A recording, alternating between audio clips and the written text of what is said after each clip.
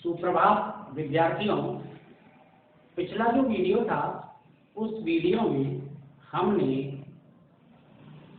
क्रिया रचना के आधार पर और कर्म के आधार पर पढ़ी।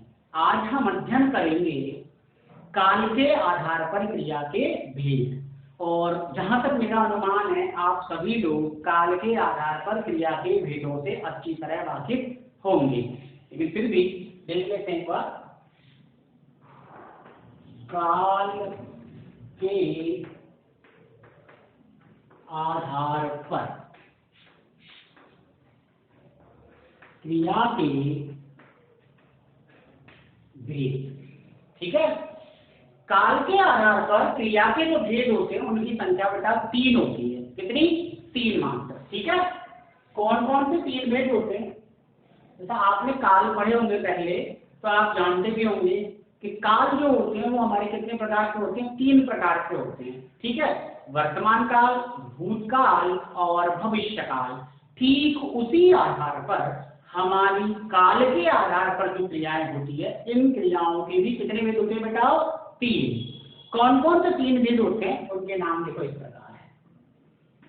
नंबर 1 वर्तमान कालिक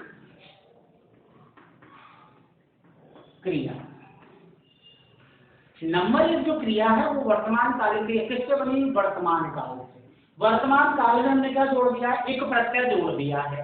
तो वर्तमान काल से संबंधित क्रिया, अर्थात जिस क्रिया से हमें उसके वर्तमान समय में संपन्न होने का बोध होता है, उसे हम वर्तमान कालिक क्रिया कहते हैं। या सीधी सी सिंपल सी लैंग्वेज में यदि आप कहना चाहो तो सिर्फ ये कह सकते हो कि वर्तमान काल से संबंधित क्रिया वर्तमान कालिक होती है, या जिस वाक्य में वर्तमान काल की क्रिया होती है वह क्रिया वर्तमान कालिक क्रिया कहलाती है। नंबर 2 जो होती है वो है आपकी बेटा भूतकालिक क्रिया। यहाँ भी वही बात है, भूतकाल में हमने क्या जोड़ दिया? एक प्रत्यय जोड़ दिया है।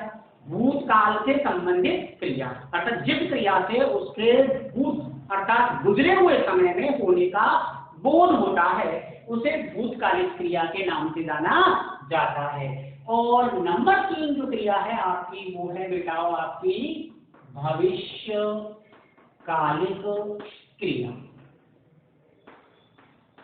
भविष्य आप जानते ही हो, भविष्य का मतलब आने वाले समय में, अर्थात जिस क्रिया से उसके आगे आने वाले समय में होने का बोध होता है उसे हम भविष्यकालिक क्रिया के नाम से जानते हैं। ठीक, आई बात समझ में बेटा?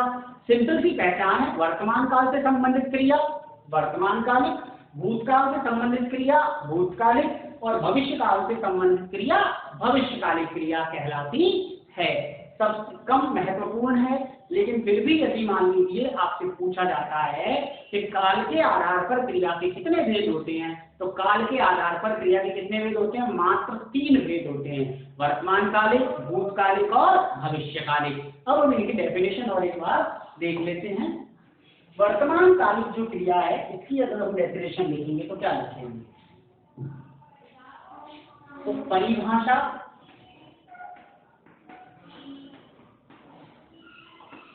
जिस क्रिया से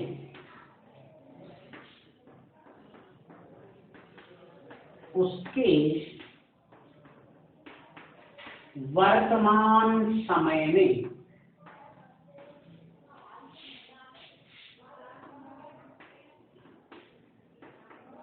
होने का बोध होता है वर्तमान कालिक क्रिया कहलाती है। ठीक है,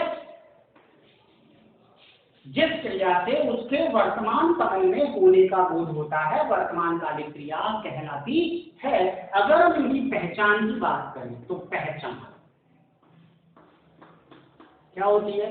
अगर किसी वाक्य के अंदर में ता है, ते है, की है, रहा है,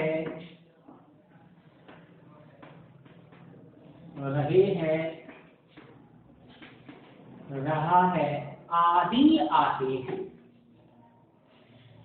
तो उस वाक्य की क्रिया आपकी किस काल में मानी जाती है? वर्तमान काल में मानी जाती है। सिंपल सी पहचान है आपको तो ये देखना है कि यदि वो क्रिया वर्तमान काल में है, यदि वो वाक्य वर्तमान काल में है तो उसकी जो क्रिया है वो आपकी वर्तमान कालिक मानी जाती है। क्लियर?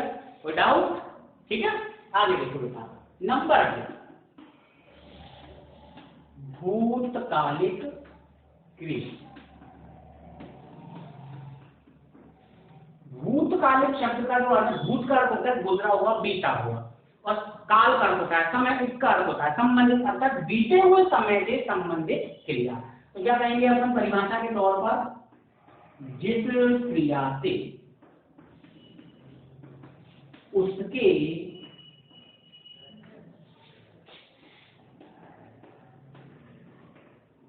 बीते हुए समय में होने का बोध होता है,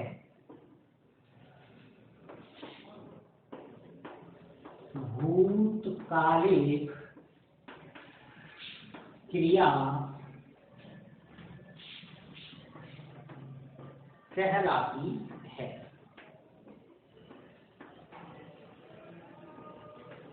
पहचान, मतलब जिस क्रिया से उसके बीते हुए समय में, गुजरे हुए समय में होने का बोध होता है उसे हम भूतकालिक क्रिया के नाम से जानते हैं। ठीक?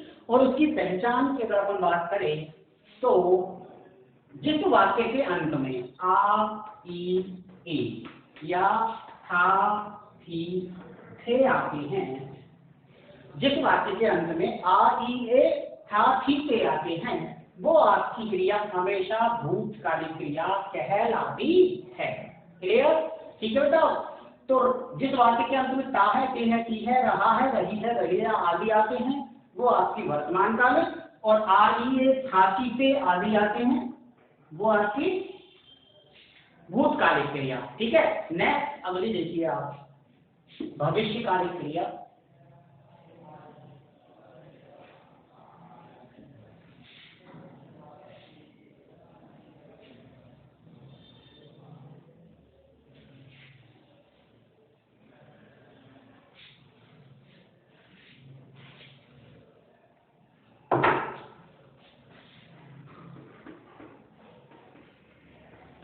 भविष्य कालिक क्रिया, तो जिस क्रिया के, जिस क्रिया के, जिस क्रिया से उसके आगे आने वाले समय में होने का बोध होता है, जिस क्रिया से उसके आगे आने वाले समय में होने का बोध होता है उसे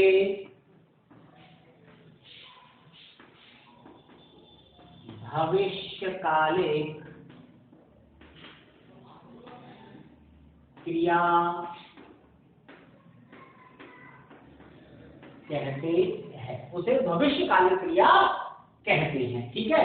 अब इसकी भी क्या है बेटा? पहचान है, आप भी जानते होंगे अच्छी तरह भविष्यकाल की जो पहचान है, गा, वी, जे।